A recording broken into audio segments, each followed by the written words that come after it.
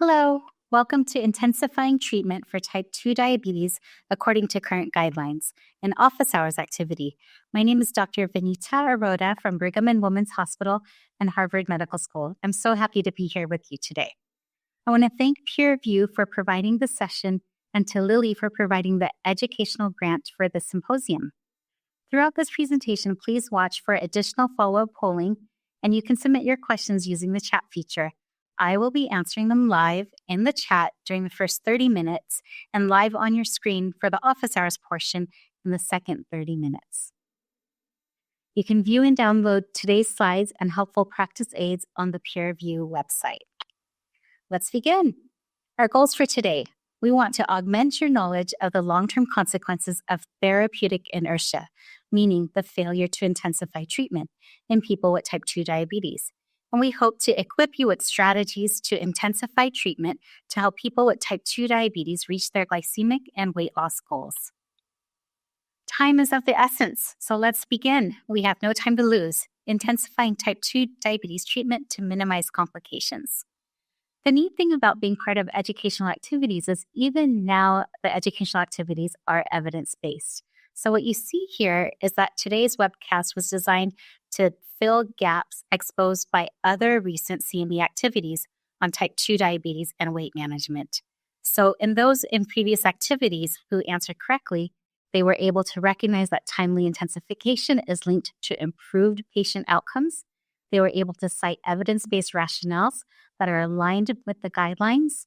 They said that they needed suggestions to balance the real-world treatment challenges. Those who answered incorrectly in previous CME activities recommended less effective agents, focused on agents that with modest benefits, and didn't anticipate the patient willingness to select the newer or optimal agents. And in those who were unsure of their answers, there was hesitation to commit to more aggressive or more intensive treatments, and they preferred more time to meet goals, maybe additional lifestyle changes. This is all familiar to many of us, and there is uncertainty around newer agents as well as current goals. So let's address this. Consequences of clinical inertia, starting with the comorbidities and complications in persons with type 2 diabetes. What do we mean by clinical or therapeutic inertia? You've probably heard this term in many different contexts. What therapeutic inertia refers to is the delay or inaction to initiate or intensify therapy when glycemic treatment goals have not been met and are clearly indicated. So something should be done, but it's not being done. And this means that it could mean being slow to add or change the care plan if the patient's A1C is too high relative to their target. That care plan may include medications. It could include health checks, diabetes education, nutrition therapy, exercise, and emotional support. The American Diabetes Association advises clinicians to advance therapy if a patient doesn't get to goal within 3 to 6 months. And this has been part of the standards of care since the first standards of care was published a couple of decades ago. But what we've seen is that despite the availability of therapies as well as other approaches, studies show that it can often take more than a year to intensify treatment, and time is of the essence. To give you a snapshot of how important the time in treatment intensification is, here's a snapshot looking at the cardiovascular risks of a 1-year delay in treatment intensification in individuals who have an A1C of above 7% or less than 7%. And as you can see, there's a dysglycemic legacy that starts from the get-go, that starts from diagnosis. So here, both groups had a baseline A1C on average of 8.1%, but in those who intensified treatment and had a lower A1C compared to those who did not intensify treatment and had a higher A1C, there's a discrepancy in long-term cardiovascular risks. At 5.3 years, there's a higher risk of MI, stroke, heart failure, and composite cardiovascular events in those with an A1C of 7% or greater without treatment intensification. Now, what we've seen, again, consistent across all studies, is that early glycemic management matters.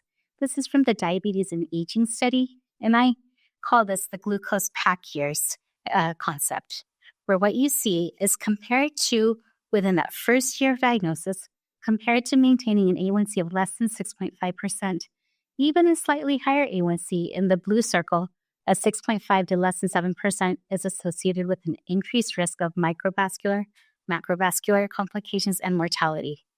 And that risk increases as we get to higher magnitudes of A1C, above 7%, above 8%, and above 9%.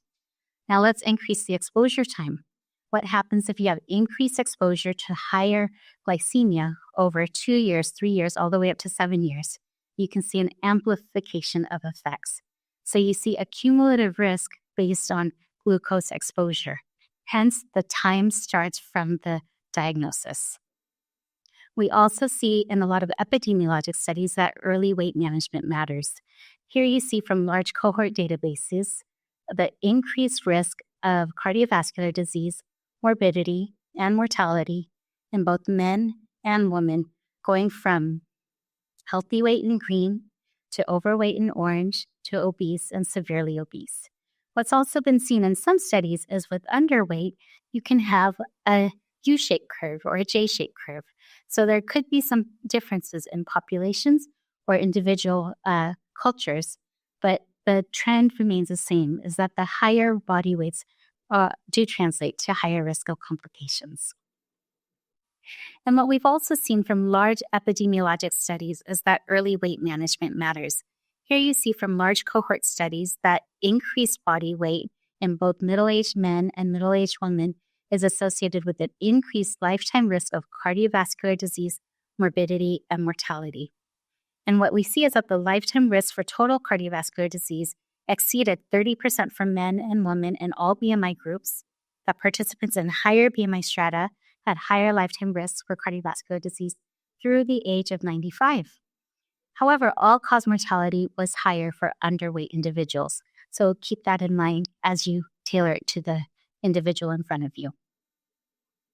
So now before we move on, let's take a moment to answer a follow-up poll on early management of glycemia and weight.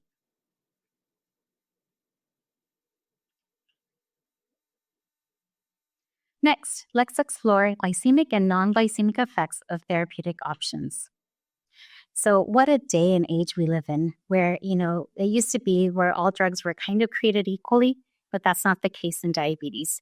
And what we have now is comparative efficacy studies and network meta-analyses that really kind of give us a snapshot of the differential efficacy of the glucose-lowering regimens that are available. What you can see here, this is a meta-analysis published this year looking at some of the higher efficacy treatment approaches. This one is looking at tirzepatide, which is a GLP-1 and GIP dual agonist, as well as GLP-1 receptor agonist in combination with basal insulin, as well as GLP-1 receptor agonist in combination with SGLT2 inhibitors, as well as the high-potency GLP-1 receptor agonist. And you can see that we have a higher potency in terms of change in A1C and change in body weight with the tirzepatide or with the combination therapies. So we're definitely entering a new age of efficacy with the agents that are in existence. And compared to the olden days where we had higher risk of hypoglycemia, especially with treatments involving insulin, we are now able to nearly eliminate that risk in our patients with type 2 diabetes, dependent on the therapies that we choose. I love this heat map that we put together really to show you the differences of the different incretin-based therapies, the GLP-1 and the GIP, et cetera, based therapies in terms of their effects on A1C lowering, as well as body weight. And what you can see is that we are definitely entering into a generation of higher potency agents that are able to see greater A1C reductions. We have the highest potency with semaglutide 2 milligrams weekly or tirzepatide at 10 and 15 milligrams weekly in both A1C reductions as well as body weight reductions. Now, how do we translate that at the bedside? One of the conversational points that we often have with patients in terms of goal setting is the impact of weight loss on some of the medical comorbidities.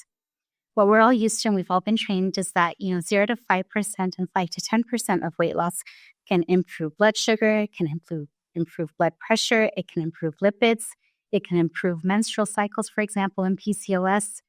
But what we're also starting to see with some of the outcome studies is that once you achieve 10 to 15% or over 15% weight loss, we are now seeing the ability to impact disease modification or disease course. So in goal setting, we can aim for what our target weight loss is, depending on what the goals are. What's also exciting in the field of metabolic therapeutics is that even the current incretin-based therapies are more effective than the traditional weight loss pharmacotherapies that we've seen. So here we have the mean weight change from baseline with tirzepatide, higher dose semaglutide, phentermine topiramate, liraglutide, naltrexone, bupropion, and orlistat. And you can see that we've definitely entered an amount of weight loss where we can modify disease course. So now let's switch gears to the American Diabetes Association Standards of Care, where I've been really privileged to be a part of the process. So in 2022, the ADA and EASD in combination issued this consensus on approach to glycemic management in type 2 diabetes. And I was privileged to be a part of that process, focusing on the therapeutic section. What we all agreed upon is that the goals of care start with the person at the center. Their goals are to prevent complications and to optimize quality of life.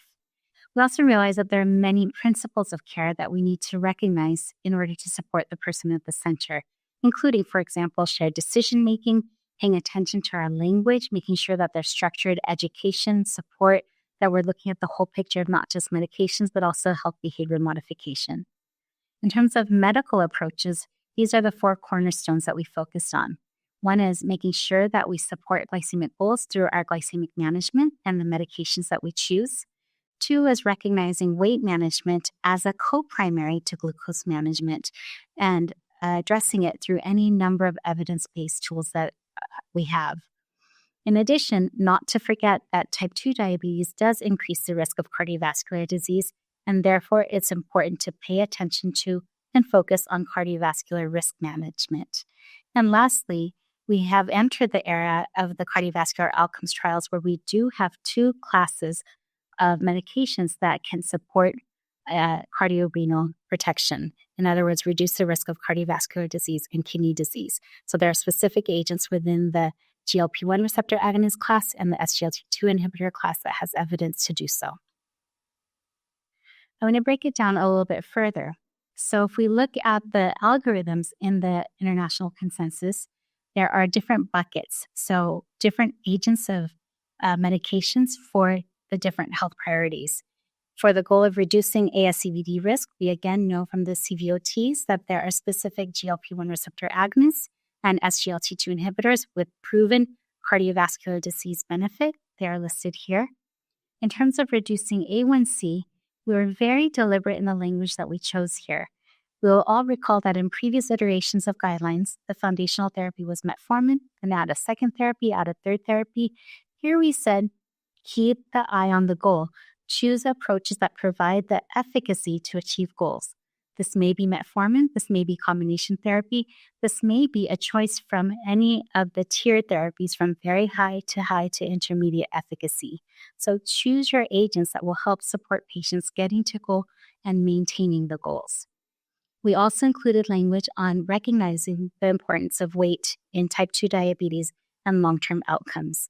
And so in persons with type 2 diabetes where weight is part of the picture, the preferred pharmacotherapy should be a GLP-1 receptor agonist or a dual GIP-GLP-1 receptor agonist with greater weight loss efficacy.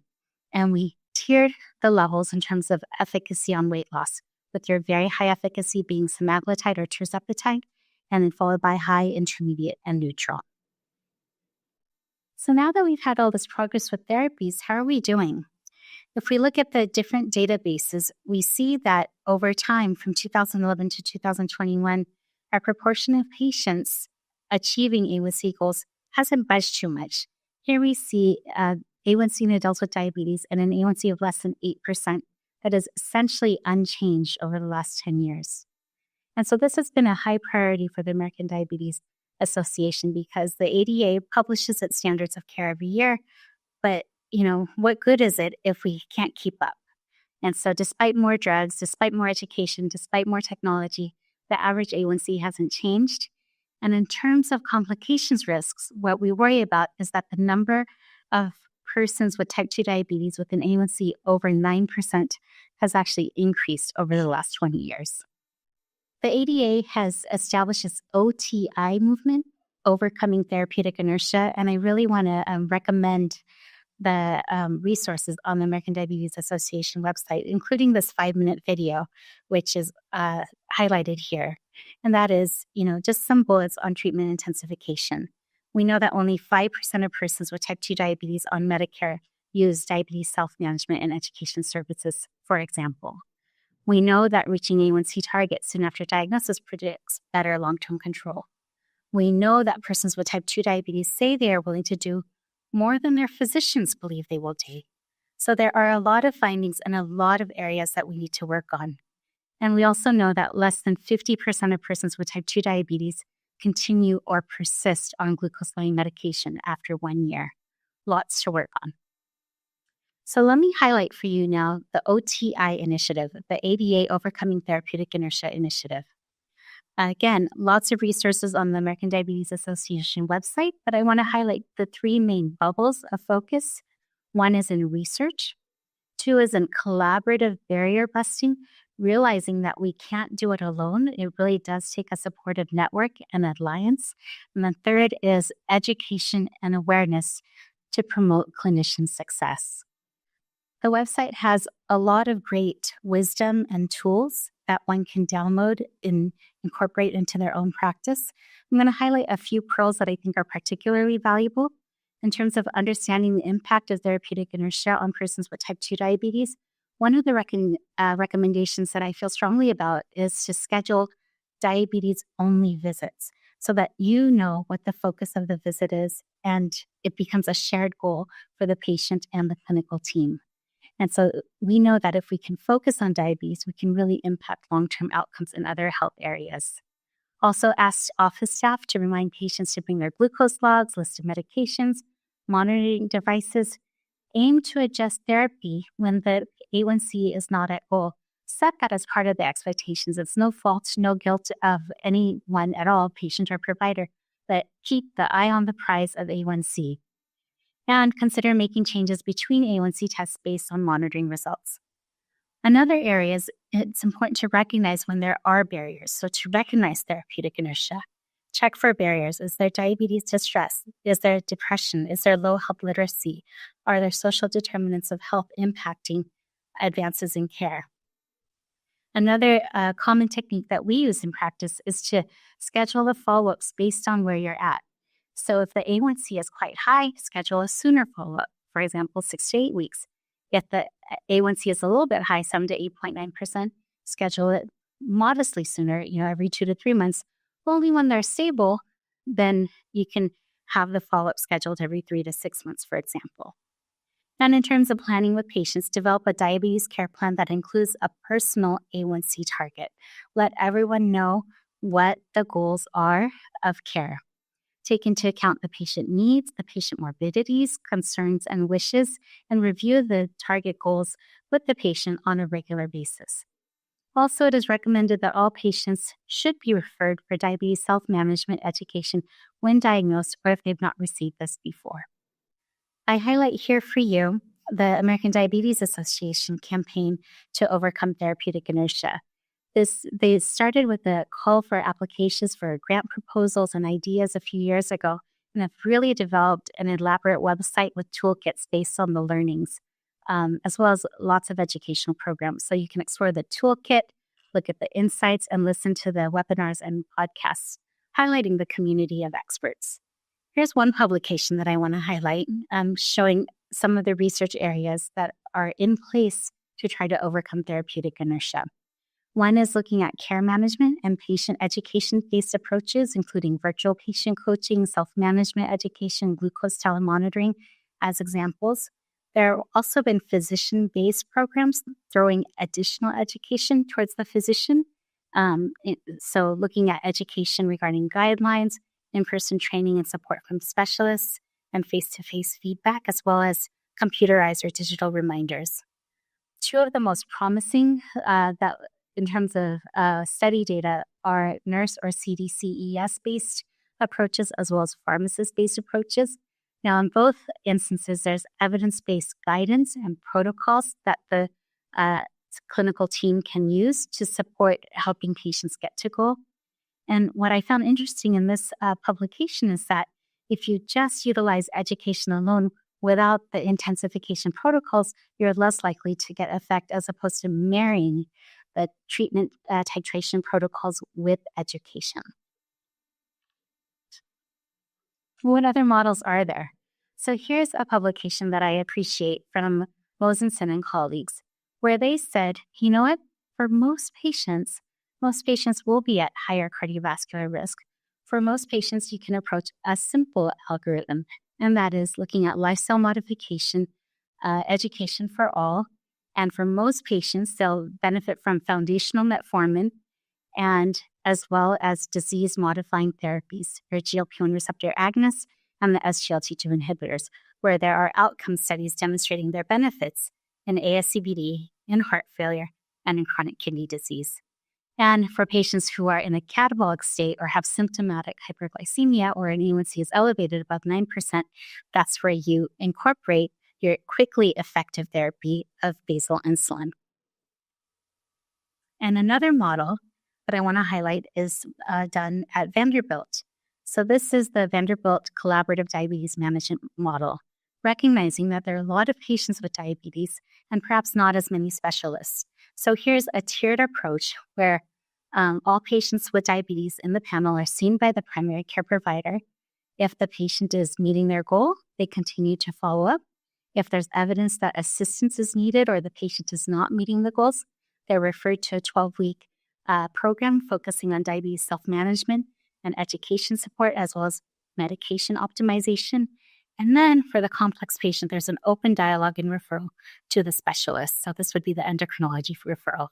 For example, in someone with refractory hyperglycemia, comorbid complications, severe hypoglycemia, severe insulin resistance, or refractory hyperlipidemia. Before we move on, please take a moment to answer a follow-up poll on overcoming therapeutic inertia. And now let's switch to patient misconceptions and beliefs about treatment intensification. Why do patients resist therapeutic intensification? I think we can all think of anecdotes that come to mind from our own personal experiences. Here are some highlights from the publications listed below. A meta-analysis of 8 studies of medication beliefs among persons with type 2 diabetes found concerns about general worries about adverse effects, general worries that medications are overused, specific worry about the necessity of a medication, specific worries about a particular medication. Importantly, these concerns are listed as moderate, suggesting amenability to change through education. We also appreciate that therapeutic intensification may be resisted by persons with type 2 diabetes who weren't told that the progressive addition of therapies is expected, who view intensification as punishment for poor self-management, who feel that intensification represents worsening health, who are self-managing multiple chronic diseases, or who have difficulty affording their medications. So these are some helpful tactics for increasing patient comfort when intensifying type 2 diabetes treatment when needed. The top 5, and I really want you to think about your own patient examples because we've all had these conversations and dialogue. So many patients want to know how the medication will affect them more than how it works. So take the time to explain to help the patients know what adverse events might occur, how to take the medication, how it might reduce long-term risks, the benefits and risks of the different medications, make it a shared decision-making process, and how it might fit the needs and lifestyle. Also, what's been shown in this survey is that primary care physicians need to be more comfortable with the medication and have a supportive team to help them. We can't do it all alone. So really think about your team-based care, your shared care model, CDE or others that can support teaching, EHR alerts, time-saving strategies, and assessing time and range with CGM. Technology really may be able to change how we care for patients. So some helpful clinician strategies to initiate and persist on insulin and other injectable medications. There's things that we can do throughout. So at diagnosis, what do they believe about type 2 diabetes or about the medication? Explain the importance of glucose control and that treatment might evolve over time to include insulin. Prior to insulin initiation, gauge perceptions of insulin treatment. Explain benefits tailored to pre-existing perceptions. reach agreement on the necessity and the why of insulin therapy. At initiation, reiterate insulin's benefits, demonstrate injection process, offer support that they are not alone in this process. And then even following initiation, ask about the experience with insulin, changes in energy, mood, weight, and ask how injections are fitting into the daily routine. Living with chronic disease can be difficult. And so this is where we need to make sure that we don't go down the vicious cycle of failure and that we can convert to a virtuous cycle of success. And what I like to think of it is trying to have an anchoring habit. So one positive change. The moment we have one positive change, it contributes to a cycle of additional positive changes. And we've seen this with GLP-1 receptor agonist-based therapy. So if we set realistic goals using the SMART goals, specific, measurable, achievable, realistic, and timely, when we make an effort and attempt some modification, some either in glucose monitoring, exercise, dietary changes, when that goal is met, guess what? It's empowering. The distress is reduced, meaningful benefits are noticed, and then there's greater adherence. And it's a positive feed-forward cycle. So let's take a look at some of the practice aid demonstrations to help clinicians apply the latest guidelines on weight management in persons with type 2 diabetes. This looks like a lot of detail, but I want to highlight a few things. One is that we are all in this together. It's an iterative cycle. And then two is that there are key principles that we do need to enforce, and there are conversation tips on how to do that. So we know that the nature of type 2 diabetes may change over time. So we need to set the stage for that. Treatment plans may change over time. Weight and health affect each other. These are all integrated with our full cardio, kidney, metabolic morbidities. And patients can't do it alone. We're in it together, and we should be encouraging patients to share difficulties. The healthcare team is here to help. So I highly encourage you to look at some of the conversation tips and keep these at your disposal. Also looking at SMART goals. So how do we make goals specific, measurable, achievable, relevant, and time-bound? It takes goal setting, conversation. Even something as what might seem simple as eat healthier, let's get granular. So including at least 2 servings of vegetables daily, keeping a food diary, starting with familiar vegetables, making sure that why they're doing it is relevant, and then evaluating in a time-bound manner. As one example. Here's again the heat map, so you can have an understanding of how the different therapies, the incretin-based therapies, can match the A1C lowering and the weight loss goals for your individual patient. We've covered a lot of material, so I want to highlight here the key takeaways on intensifying therapy in persons with type 2 diabetes. It is important to recognize when glycemic and weight goals are not being met, and not to wait more than 3 to 6 months before intensifying or adjusting therapy. It is important to provide anticipatory guidance to patients about the potential need to adjust therapies over time. We're also in a really privileged era that we know that multiple health goals can be addressed by medications, including the GLP-1 receptor agonists, the dual GIP GLP-1 receptor agonists, and SGLT2 inhibitors, which have demonstrated disease-modifying capabilities. Many strategies have been evaluated for overcoming therapeutic inertia. Find ones that have been tested in clinical settings like yours and give them a try. And finally, nothing succeeds like success. Help patients set SMART goals and initiate a virtuous cycle of diabetes management. Before we move on, please take a moment to answer a question on your practice strategies. That concludes my presentation for today. Thank you very much for joining me. Now it's your turn. Please stay on the line and I will answer as many of your questions and challenging cases as possible. After that, don't forget to complete and submit your post-test and evaluation for credit and to download the slides and practice aids. Also watch for the online version of this activity in the coming weeks and the final webcast in this office hours series beginning on January 15th. Thank you. Hello. Good evening, everyone. It's me, Vanita Aroda, Dr. Aroda here in Boston. And it looks like we have an international audience. So keep the peer exchange and dialogue going. And I'll start just addressing some of the questions live. So here's a question. If medication is used as an initial step to facilitate lifestyle adjustments, are those changes sustainable after discontinuing treatment?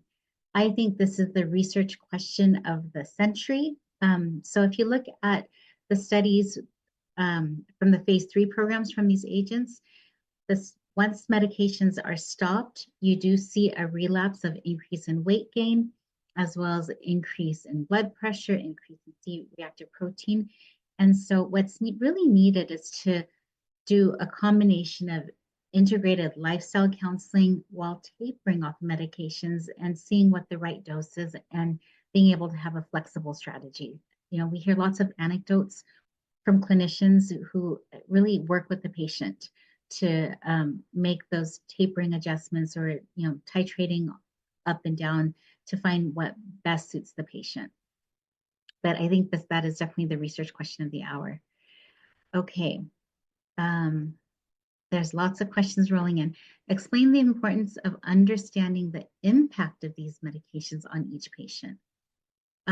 This is great. So, you know, this is why we do such detailed, not just short-term efficacy studies, but also long-term outcome studies. And the long-term outcome studies now are getting even more sophisticated, where they're not just looking at, for example, cardiovascular outcomes, but there's a process happening in the trials where they're starting to follow patients or participants from the trials even after the trials are finished.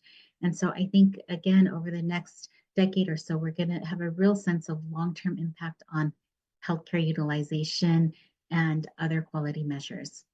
I love that you're also sharing your own clinical pearls and anecdotes. So I'm literally reading this aloud, the questions that are coming through. I would tell a patient that is realistic, i.e. 10% weight loss is probably 15% weight loss, which a patient will not be able to do. Oh, okay. That's interesting. So here's what how I integrate weight loss counseling is, especially for type 2 diabetes. We know that overweight and obesity are a significant contributor to the pathophysiology of diabetes. And the way the weight goes, the glucose follows. So we know that if we can reduce body weight, but also reduce weight in the liver, reduce weight in the fat adiposity in the skeletal muscle, you know, places where it doesn't belong, that also makes the metabolic machinery work better. So what we see is that with 5 to 10% weight loss, we see improvement in metabolic parameters. But once you start getting to the 10 to 15% weight loss, which we see with a lot of these medications now, is when we're able to see some regression of disease. So these are excellent tidbits in terms of shared decision making and goal setting. And what I also find is when you do that with patients, they start feeling a little bit more empowered of, okay, you know, for many patients with type 2 diabetes and overweight and obesity, the weight conversation is new. You know, most people have tried and, you know, there's been a yo-yo history. But now that we have medications, the incretin-based agents, where you see kind of the resetting, enhancing of response to glucose, improvement in glucose, the weight starting to come down, you tend to see people getting a little bit more empowered with their own lifestyle changes. I definitely want to reflect on some of the comments shared. So I like shared decision making and setting goals that can be met and measured. We set a weight loss percentage in the A1C reduction goal. Excellent. So realize that what we're in is we're in chronic care and we have reasonable biomarkers of the successes of care. So weight, glucose, A1C being two what I call tip of the iceberg measures. They really tell a lot about what's going on underneath.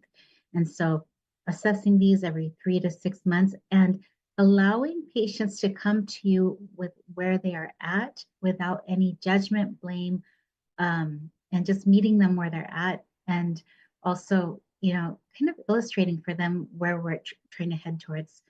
I have found one tool effective recently with a couple of my challenging patients where I pulled up one of the studies of the Surpass 3 MRI sub-study, which was published in one of the Lancet journals, and it showed a picture of the liver fat content in someone with type 2 diabetes.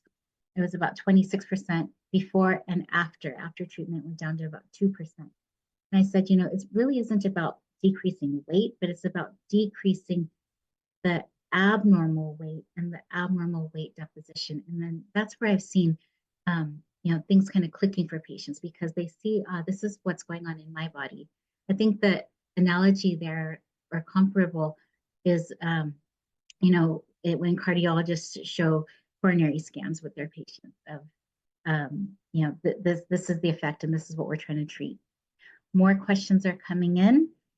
How to help reduce A1C when the patient cannot tolerate Trulicity due to too much weight loss. This is very important because especially as patients get older, again, if someone's already frail, you want to be careful with the weight loss as well as the quality of the weight loss. Trulicity is dulaglutide.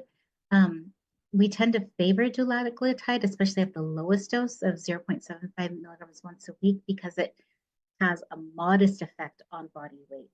So this is where you want to really get away with your lowest dose. Another agent, it's an oldie but a goodie, is the once weekly exenatide, where you have very modest and minimal weight loss. What we don't have though with the exenatide is we don't have the cardiovascular reduction data with that one.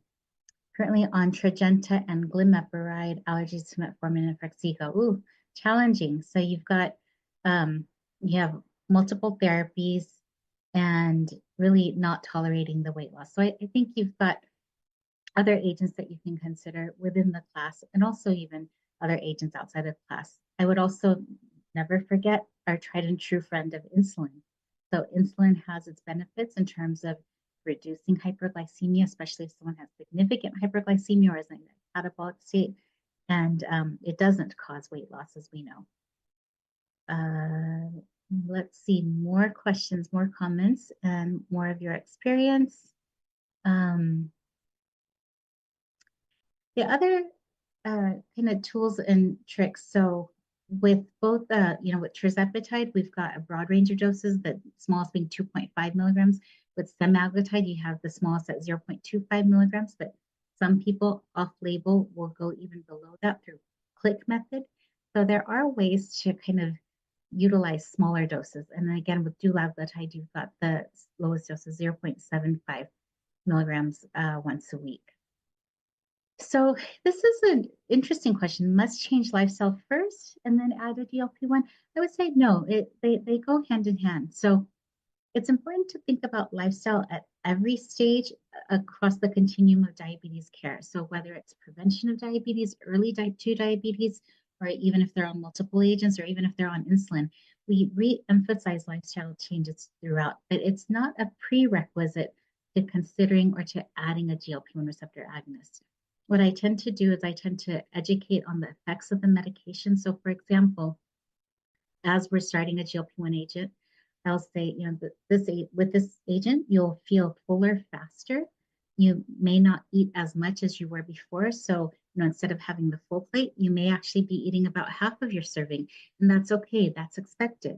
So start listening to those satiety signals, because with these agents, you're going to start having those signals of fullness once again. And for some people, that's kind of a lost signal. They don't remember that sense of satiety. And so if you give patients that anticipatory guidance of what they're about to experience, then they'll say, aha, yes, the doctor told me that would happen. And that way, the family, the supporting culture is also supportive of those healthy changes. The other things to counsel patients on are, things that can help make the GLP-1 medicine more tolerable. For example, decreasing high-fat, greasy foods. Those tend to be irritative and they can cause, stomach cramping. Also minimizing spicy foods because that can contribute to reflux as well. And then the importance of really staying well hydrated throughout. So in a sense, when you prescribe these agents, just by educating on the mechanism of action, we are emphasizing healthy lifestyle changes, and it makes it actually more fun because we're doing that in combination. So here's someone is sharing. I love everyone's local experience. I have a 35-year-old female with type 2 diabetes, so very young, and we are seeing this. And the problem with seeing it at such a young age is we know that there's a higher risk of complications. Mixed hyperlipidemia, obesity, and PCOS, which we know increases the risk of type 2 diabetes by about 3 to 5 fold. Tirzepatide was covered by insurance, and oh, that's wonderful. So that's a big victory there. And over 3 months, lowered her A1C by 4 points to 7 and lost 10 pounds. So that's amazing. So my guess is because with 3 months, you're probably still at a medium dose. So 2.5 for the first month, 5 milligrams for the second month, 7.5 milligrams for the third month. So in this, if she's tolerating it and if you set and establish goals, I don't know what percentage that 10 pounds is, but if you can get at least to the 10 to 15% magnitude of weight loss, even if to the 15 to 20, you might see improvements in the PCOS symptoms as well. So the other thing to keep in mind for women of childbearing potentials, they really need to have some form of contraception and counseling in terms of stopping the medication if they are planning to conceive. I love this additional anecdote from JD. I had a patient, 60-year-old male with type 2 diabetes, BMI of 34 in the obese category, stage 1.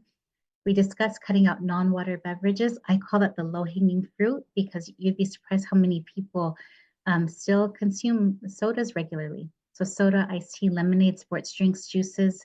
Sports drinks, that's a good one. Limiting sugars and creamers in coffee and cutting out desserts and snacks. We should copy and paste this advice. This is excellent. We also talked about carbs and limiting bread, including pizza, rice, pasta, potatoes. We talked about forming good dietary habits, integrating one step at a time. He seems motivated, and we plan to do a follow-up every 1 to 2 months for weight checks and to integrate more positive changes into the dietary lifestyle.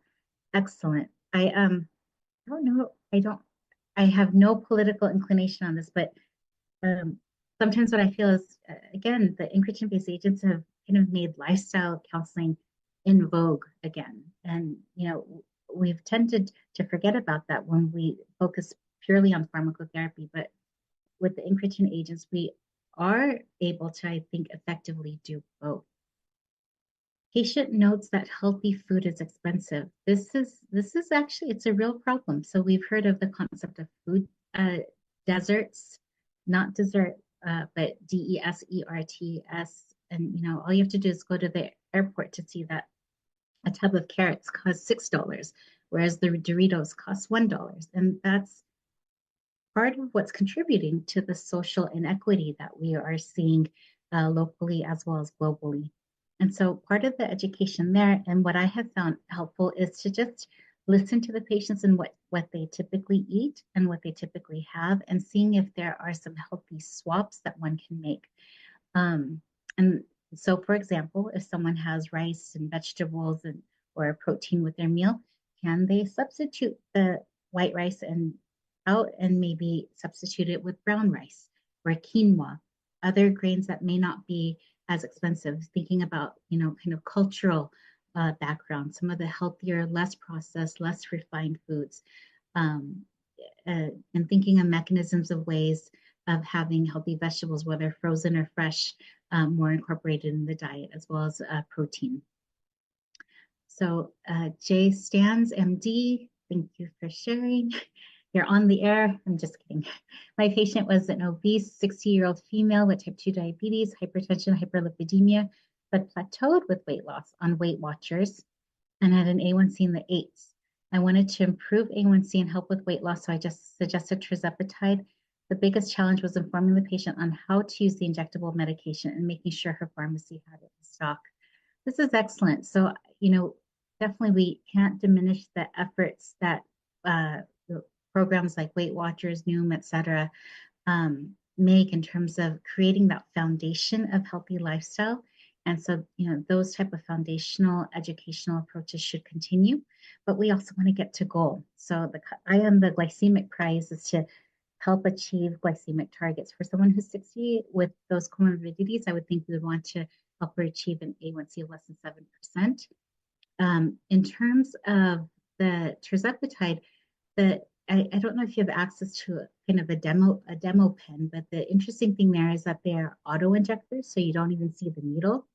So it's, apply and click, and then making sure the pharmacy had it in stock. What an ordeal that was last year, where the different GLP-1 receptor agonists and dual agonists suddenly became so high in demand that the pharmacy and the manufacturers really couldn't keep up. And it's been a headache for all of us in the field.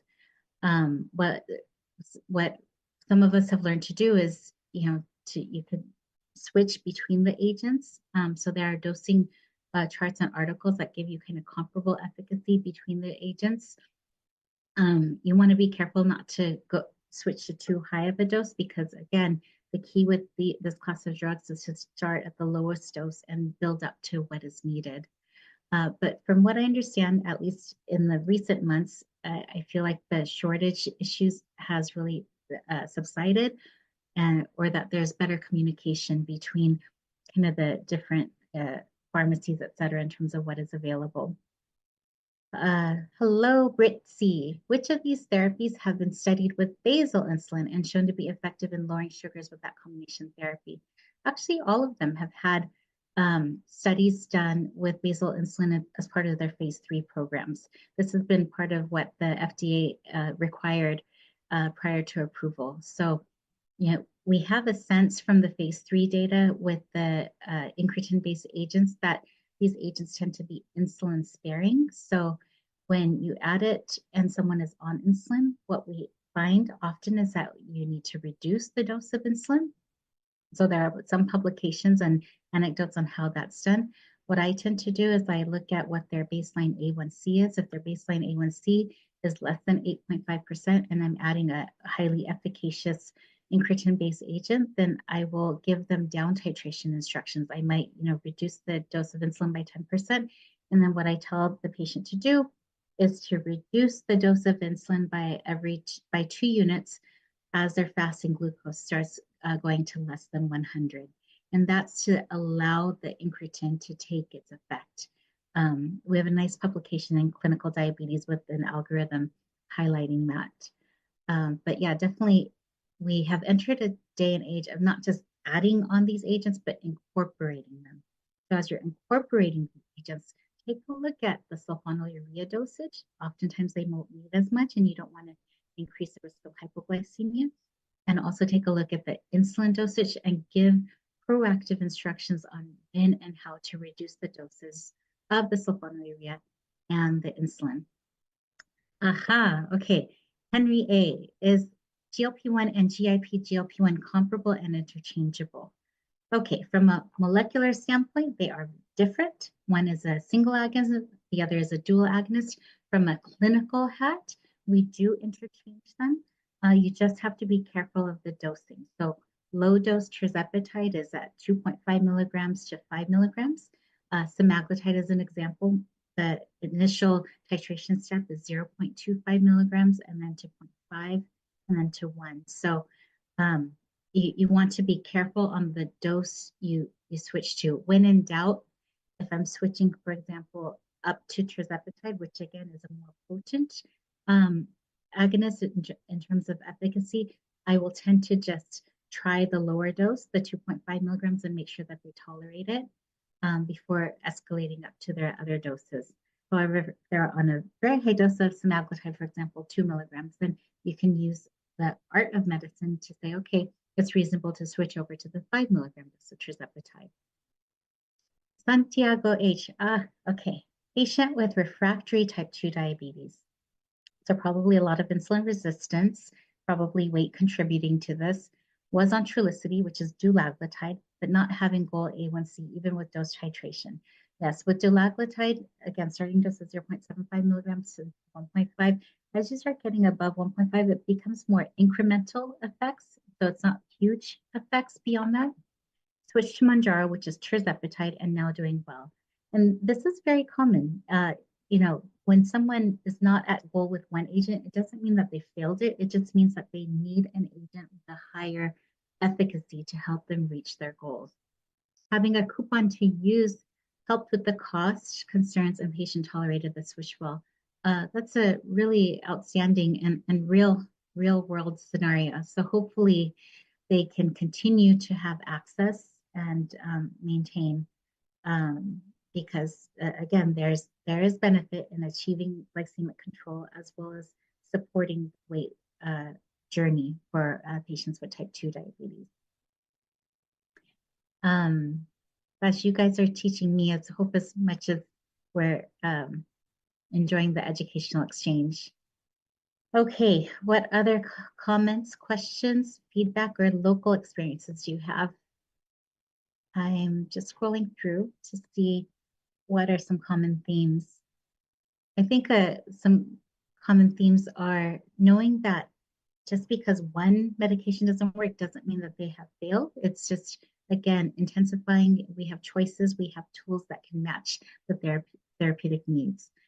Khalil, when do you prioritize SGLT2 inhibitors in type 2 diabetes care?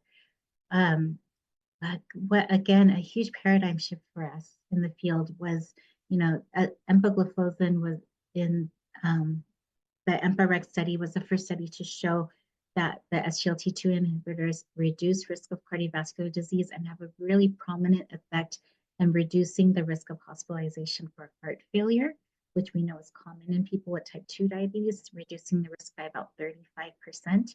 We've also seen in the subsequent kidney studies, including the dapagliflozin kidney studies, canagliflozin, as well as empagliflozin, that we have improvements in kidney outcomes.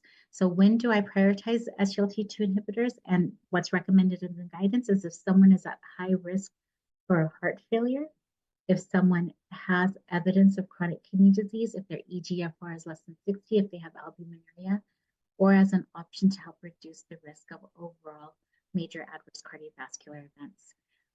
The only caution that I have with SGLT2 inhibitors is if someone is very hyperglycemic, so A1C is above 9-10%, where they have polyuria, I tend to hold off on the SGLT2 inhibitor until the glycemia is better controlled, because as you know, one of the mechanisms of actions of the SGLT2 inhibitors is to enhance glucoseuria.